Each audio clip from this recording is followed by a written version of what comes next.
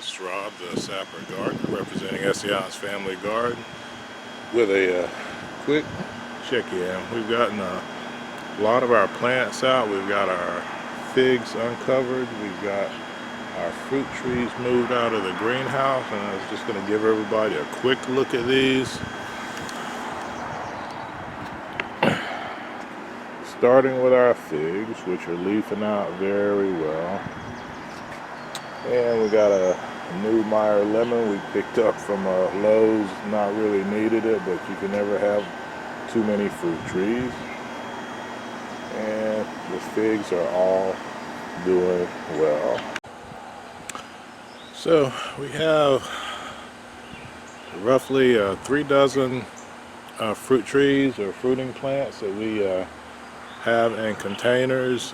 Most of them we keep here in our inner garden area, and our tropicals we overwinter in our heated greenhouse. So that's one way that we can grow some things that normally don't grow here in our zone 7A, USDA zone 7A Virginia, and it works out. We do spend a little bit of extra money to heat our greenhouse, but it's worth it to us to have some fruit that we might normally not be able to grow up here. And once we bring our plants out of the greenhouse, we can use it to transplant some of our other plants, like our tomatoes, our peppers, anything that we aren't ready to quite put in ground in the garden, we can put inside our greenhouse until we get ready to do that final transplant. In the greenhouse, you have to play around with it a little bit when you're using it to garden off or store plants, because unless it's an overcast day, it does get pretty hot in there like it would down in a tropical environment. So let me give you a quick run through of some of our tropicals that we've brought out. Won't go through them all by name because I don't want to make this a half-hour video, but I'll give you a quick look at them. And they're mostly citrus, but we do have some others like our avocado, our olive, and we'll go through and we'll take a quick look. And we've got very overcast weather the last few days, but that's actually okay. When you harden off your plants, you want to be careful about taking them out into the sun too soon, because you don't want them getting burned, but you do want them to get some light. So we've got our fruit trees out on what we're going to call fruit tree lane. A lot of blossoms. We're going to get these fertilized today. And hopefully, once we start getting some sun again, they'll get a little bit more color to them, and we'll get lots of fruit this year. Got our bay laurel plant, which we get the leaves from, and more over here. We got our wintergreen. Yep, we are very happy with what we have.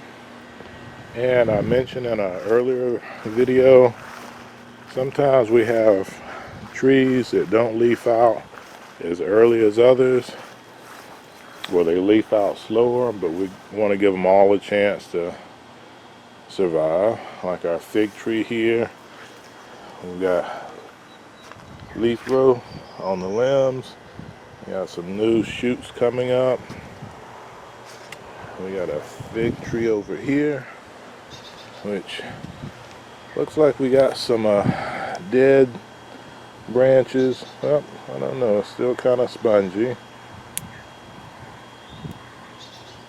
but we're going to give it a chance. One good thing about figs, even if your top growth dies out, most of the time, just like this one, you'll get new growth coming up from the root mass. You may not get a lot of fruit if that happens. If the frost kills it back, it has to regrow, but the root mass itself is still generally vibrant and will produce shoots at a very, very quick rate.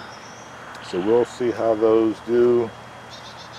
Another example Our pineapple guava, which did good through most of the winter, but some frost early this year looks like it may have killed off some of the top growth, but you can see down here that we got some greenery coming out, so we expect that to come back. And again, because the root mass itself is still healthy and hopefully undamaged, it'll grow really quickly.